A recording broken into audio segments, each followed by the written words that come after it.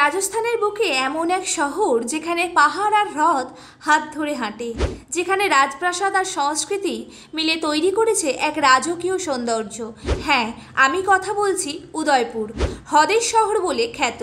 1959 সালে মেওয়ারের রানা দ্বিতীয় উদয় সিংহ তৈরি করেছিলেন এই শহর। মোগলদের হাত থেকে রাজপাট বাঁচাতে চিতৌড়গড় থেকে রাজধানী স্থানান্তর করে আনেন উদয়পুরে।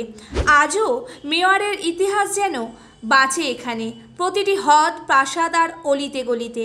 উদয়পুরে রয়েছে 5টি কৃত্রিম হ্রদ, যা একে হ্রদের শহর নাম দিয়েছে। আর কেউ কেউ বলেন ভারতের ভেনিস। উদয়পুর মানেই সবার আগে মনে পড়ে লেক প্যালেস, পিছোলা হ্রদের বুকে ভাসমান এক স্বপ্ন। একসময় মেওয়ারের রাজারা এখানে কাটাতেন তাদের গ্রীষ্মকাল। আজ তা বিলাসবহুল হোটেল, যেখানে রোমান্স আর ইতিহাস একসঙ্গে ঘুমোয়।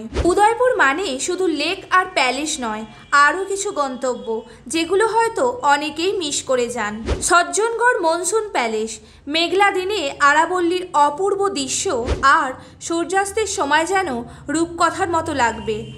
অম্বরাই ঘাট, বিকালের নৌকা ভ্রমণ, হ্রদের জল আর স্থানীয় লোকসংস্কৃতির গল্প। বাগর কি হাভেলি, 100টি ঘর জুড়ে ছড়িয়ে ইতিহাস, পোশাক, পেন্টিং, এক চলমান মিউজিয়াম।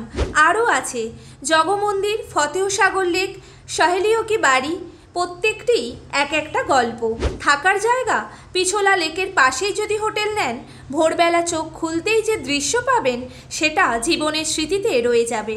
আর খাবার, রাজস্থানের বিখ্যাত ডালবাটি চুরমা, লাল মাছ, খাট্টা, গাট্টে কি সবজি, সবই চেখে দেখতে ভুলবেন না। উদয়পুর যাওয়ার একেবারে সহজ, মহারানা প্রতাপ বিমানবন্দর আছে শহরের মধ্যেই। হাওড়া থেকে সরাসরি অনন্যা এক্সপ্রেস ট্রেনে চড়ে উদয়পুর পর্যন্ত, আর জয়পুর বা দিল্লি থেকেও সড়ক পথে যেতে পারেন। ভিডিওটি ভালো লাগলে লাইক, শেয়ার আর ফলো করতে ভুলবেন না।